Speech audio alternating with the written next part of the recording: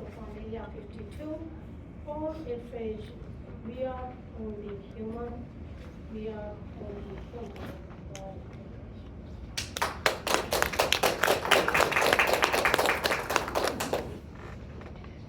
In a world obsessed with technology, automation, and efficiency, we often lose track of one important thing.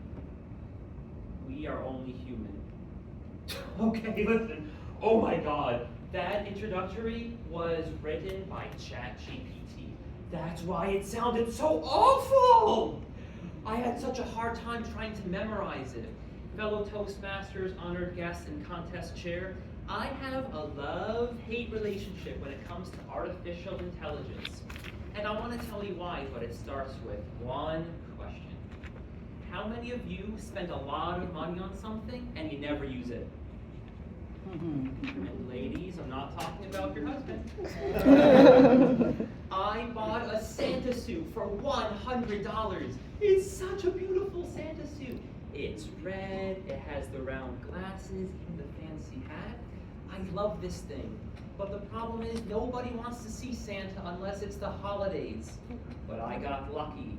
One year in December, I learned that my kid's class was having a Christmas party. I emailed my son's teacher and I said, "Hi, I'm Gabriel's dad. I have a Santa suit." Advice for all of you parents, never admit this to your kid's teacher. It's very embarrassing. I asked, "Hey, can I come to your class and entertain the kids? I can dress up as Santa and read a poem." To my surprise, she said, "Yes, absolutely."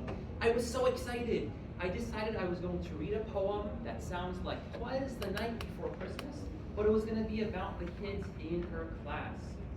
So the teacher was kind enough to send me an email with some fun facts about everyone in her class. And this was such a great idea. I was so excited until I realized it was the day before the event and I didn't write anything. So I turned to my best friend, ChatGPT, and I learned that the GPT stands for Give Paul Time. I logged on, I said, I want a poem that sounds like "'Twas the Night Before Christmas." I entered in all the fun facts about each kid in the class, and boom. As it was working in the background, I could almost hear its mechanical heartbeat. Ka-chung, ka-chung, ka-chung. It was doing its magic. It was collecting, aggregating, collating all the words, rhymes, lyrics in the entire database of the entire world. Ka-chung, ka-chung, ka-chung.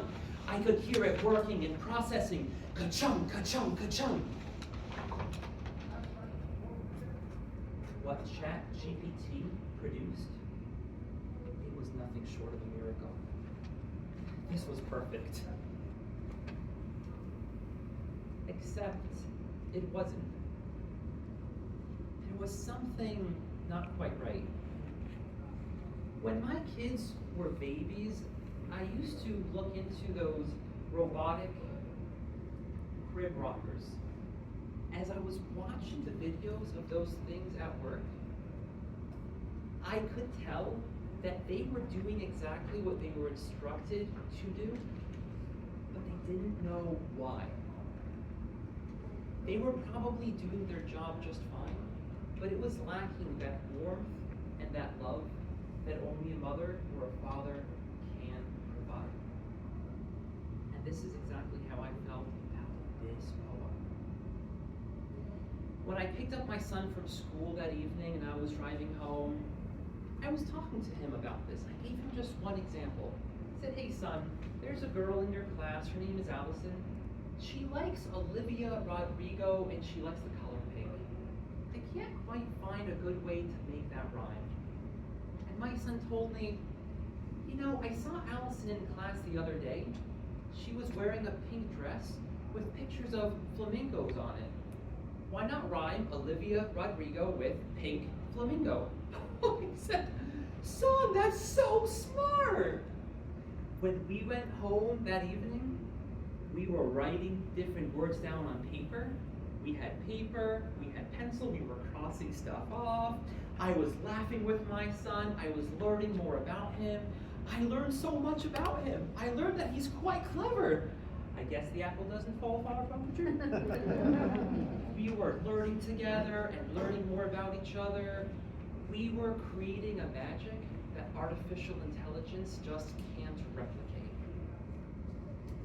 It was in that moment that the hard, cold, harsh, mechanical heartbeat got replaced by that soft, warm heartbeat of a